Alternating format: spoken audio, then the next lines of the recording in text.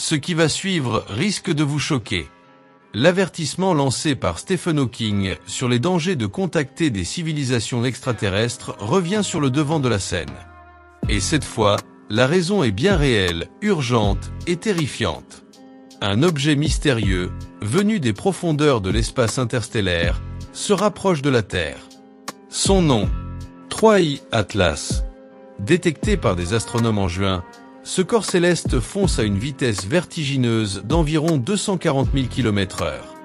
Et le 17 décembre, il passera dangereusement près de notre planète à seulement 360 millions de kilomètres, ce qui, à l'échelle cosmique, équivaut à un battement de cils.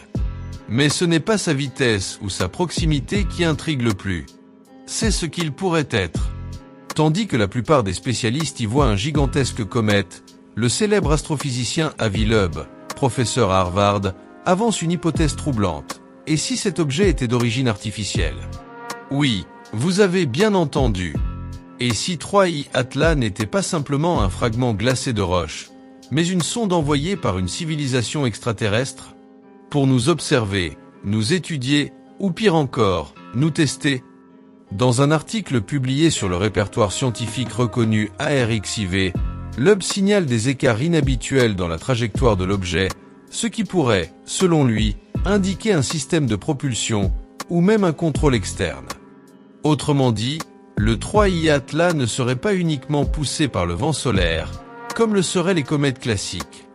Il pourrait être guidé, piloté, contrôlé.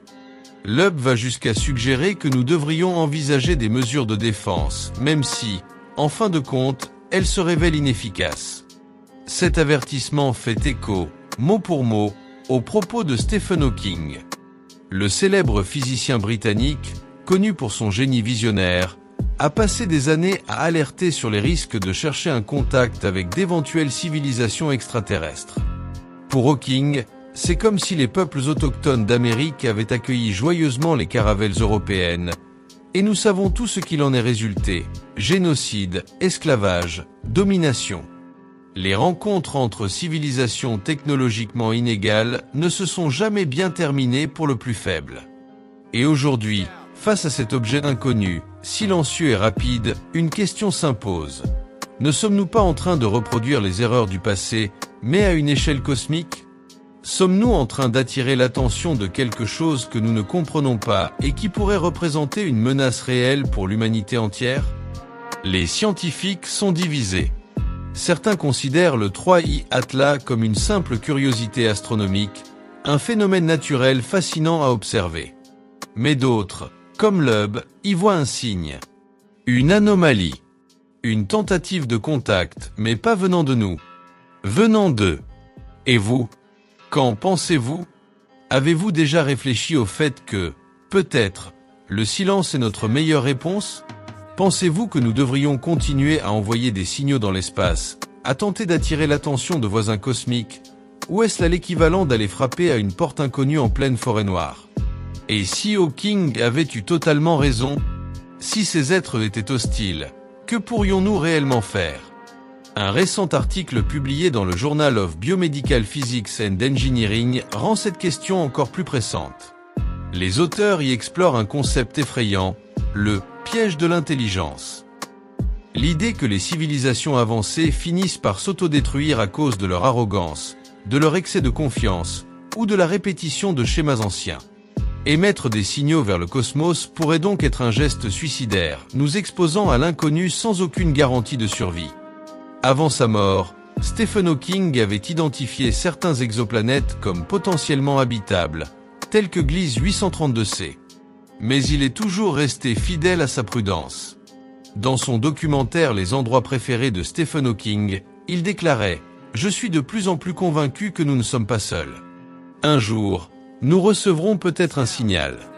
Mais nous devons réfléchir très sérieusement avant de répondre. » Aujourd'hui, alors que le 3I Atlas approche, silencieux comme un prédateur en embuscade, la question demeure. S'agit-il simplement d'un comète? Ou sommes-nous sur le point de vivre le tout premier contact avec quelque chose qui dépasse tout ce que nous pouvons imaginer? Imaginez un instant. Que se passerait-il si cet objet changeait soudainement de direction pour se diriger vers la Terre? Imaginez qu'il observe déjà nos satellites, nos réseaux de communication, notre atmosphère. Et si, au lieu d'un comète, il s'agissait d'un drone automatisé, envoyé pour sonder notre civilisation? Seriez-vous prêt à affronter ça? Réfléchissez bien.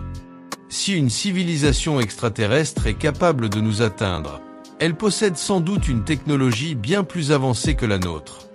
Et si l'histoire de l'humanité nous apprend quelque chose, c'est que lorsque deux civilisations technologiquement inégales se rencontrent, le résultat est rarement heureux pour la moins avancée.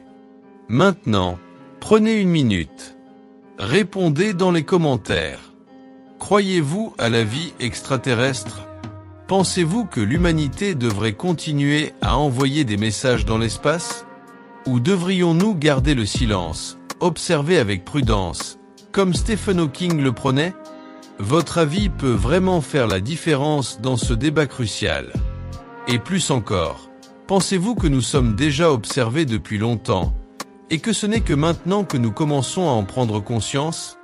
Dites-nous ce que vous en pensez. À votre avis, cet objet est-il naturel ou artificiel? Sommes-nous face à un danger réel ou à une coïncidence astronomique? Votre réponse pourrait bien déclencher une discussion que le monde entier devrait avoir.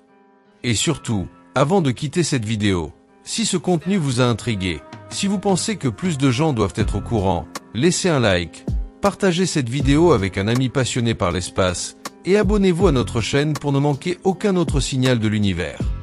Le cosmos nous envoie peut-être des signes.